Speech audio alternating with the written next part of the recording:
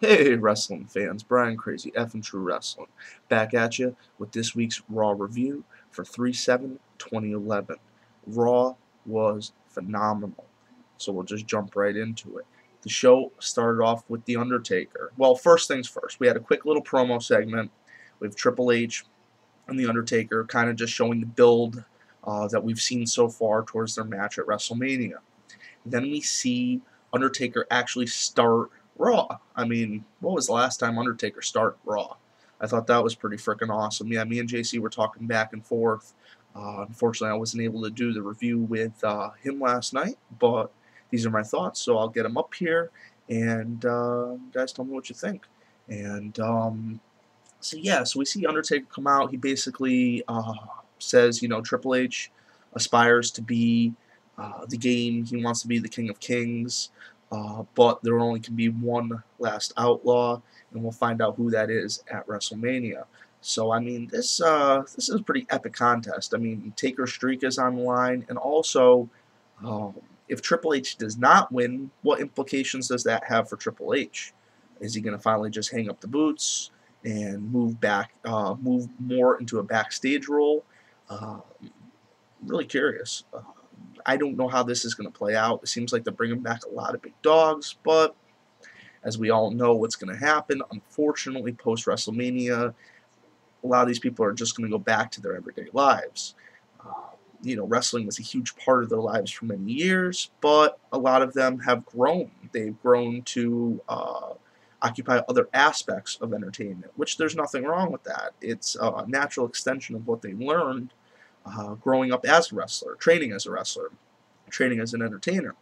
You know, same skill you need to go out and cut a promo in front of 10,000 people is what you need to go onto the movie set and be able to speak your lines. So give these guys some credit. Just because The Rock has not been around entertaining us in the ring doesn't mean he hasn't been trying his best at the other ventures. Now hold on, I'm just going to turn on the television. Had some Nick on for my kid before he went into school this morning. But then we cut to a backstage segment where we see the Nexus, the new Nexus, attack Randy Orton. I mean, real brutal attack. They smash his head into, looked like the side of a production truck or some sort of metal bin. I don't remember off the top of my head, but smashed his head up a couple good times, nailed to go to sleep, right? He fell onto the concrete floor. Then they drag him out to the ring. Just as you think this is going to be, kind of like an ass kicking, Randy Orton somehow, hops up, pulls some RKOs out of his pocket. There was supposed to be a match against David Otunga. He did win that match via RKO, which was, after getting so beat up, was pretty interesting comeback. I think this was just a convenient way to kind of get Otunga out. Another punt. This is the third Nexus member in like 3 weeks that has been kind of removed from the show. Now we see Husky, Henning, and Otunga. So then we move into what's supposed to be Christian's return to the ring. We're going to see Christian, which we think we're going to see him face Alberto Del Rio when the music hits. But Alberto comes out with this big, huge gentleman. Reminded me kind of like a Bam Bam Bigelow meets Vader, Brodus Clay. And Brodus was dominating, but Christian picked up the win. I mean, it was interesting. You could tell Christian's trying his hardest. He really wants to be back in the ring. He's trying to work off that ring rust, but he needs a few more weeks. It's been talked about all over the net. He's a phenomenal athlete. You're going to rush him. You're going to end up causing him more injury than it's worth. And there's not much time to make their own program for Christian at WrestleMania. So I have a feeling that we're going to see him involved in the Edge Del Rio program. Then we see Brie Bella versus Eve Torres for the WWE Divas title. We see Eve pick up the win in a very quick contest. It was not a long match at all. Eve was very dominating. And we move into the next segment, this is where the night starts to get good, guys. It got real good here. We see Michael Cole come out. Not saying Michael Cole's good, but it gets better, trust me. And we see Michael Cole come out. He announces who his special, guest referee is going to be for WrestleMania. He already announced that Jack Swagger is going to be his trainer. So we end up finding out that JBL, the returning JBL, is going to be his, referee for WrestleMania. And I was like, wow, JBL, man. I haven't seen him in a couple of years. I was always a big Bradshaw fan, from the days when, he had the Texas Cowboy gimmick, to the days when he was with the Acolytes, to the days when he was JBL as the Wall Street banker, or Wall Street stockbroker, investor type. And, it's the underlying character that I liked. A lot of people say, oh, JBL was such a heel and such an asshole, and how'd you like him? Yeah, so the heels sometimes make some of the best characters in wrestling. You got to remember that. It takes a lot to be evil. Pretty easy to be good. So, we see this, and it looks like, they're about to sign the contract for this, that, and the other. Stone Cold's music hits. He comes out.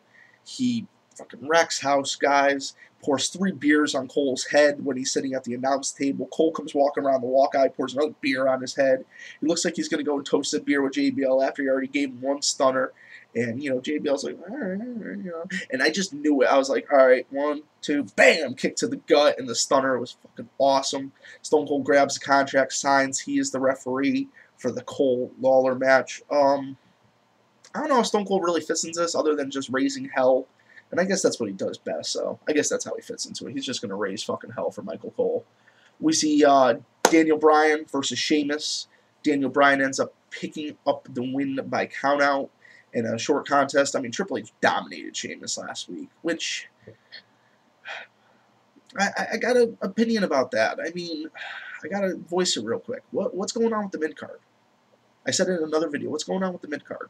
What's going on with Sheamus? What's going on? I mean, I don't see any huge plans for these guys at WrestleMania. Sheamus, Daniel Bryan, Dolph Ziggler, which now he's been put on Raw when SmackDown's roster is already depleted. We're down another superstar, you're telling me, and another manager on SmackDown? I mean, I know they're trying to go for more of an interpromotional feel going into WrestleMania, but come on, man. You can't take away some of the only competition there is on SmackDown. I mean, Raw is becoming so superstar heavy, with all the returns and all of the transfers. I mean, what's going on with SmackDown? I love SmackDown. They definitely need to... they were doing fantastic over the summer. Well, the momentum needs to shift back to them. Then we see CM Punk versus R-Truth. CM Punk picks up the win. Post-match, we see just a Nexus mugging of R-Truth. I mean, I know he's trying to stack the deck in his favor, but I don't know, storyline's starting to get stale. Then we see Dolph Ziggler versus John Morrison. This is after Vicky comes out and announces that Dolph is now been hired by the Raw brand because he was fired by SmackDown, which I understand, where they're going out with the storyline. He was fired because of the attack on Teddy Long, this, that, and the other. But to deplete SmackDown's roster anymore is going to start to cause this show harm. Yes, I know you got Sin Cara coming in, but Sin Cara is not going to fill the Dolph Ziggler void. Sin Cara is going to fill a nice technical wrestler void. We find out that, Dolph is hired. Vicky is not. If she wants to try to keep her job, she has to fight Trish Stratus the following Monday. Also, next week, Monday, we will see Snooki guest host Raw. So, I mean, I guess now that TNA's done so successful with the Jersey Shore, WWE wants to jump on the bandwagon. I mean, I guess TNA is a little competition now, isn't it? If you're going to be doing the same ideas as them. And, it was awesome. That was pretty cool because Dolph's like, I'm starting to like Dolph Ziggler. I'm not going to lie. He's good in the ring. And he's like, go ahead, Vicky. Let the security escort you out. I'm kind of staying put. Like, I put so much of my career on the line. I know you've helped me, but I put so much of my career on the line in the last couple of months because of you and because of decisions that you've made. And, yes, it's furthered me in some points. Yes, I was the World Heavyweight Champion for, I guess he was for a week or a day. I don't know how they considered that reign. But then we basically close out with John Cena. He comes out to cut a promo on The Rock. I do have to say I watched the John Cena Experience. I am going to make a DVD review about that. It was a good DVD. It was not a typical documentary. It chronicled like a day-by-day through his life. I have no big beef with John Cena. I just kind of don't like the angle they're going at with him and The Rock. Yeah, start a beef between them two guys, fine. But the whole and the rapping, and I don't see where it's as epic as other people have said. You know, yeah, this could really be a good feud, but I don't know. I would like to see Austin versus Rock one last time. But maybe they can't deliver to the quality that they would have at, a previous WrestleMania.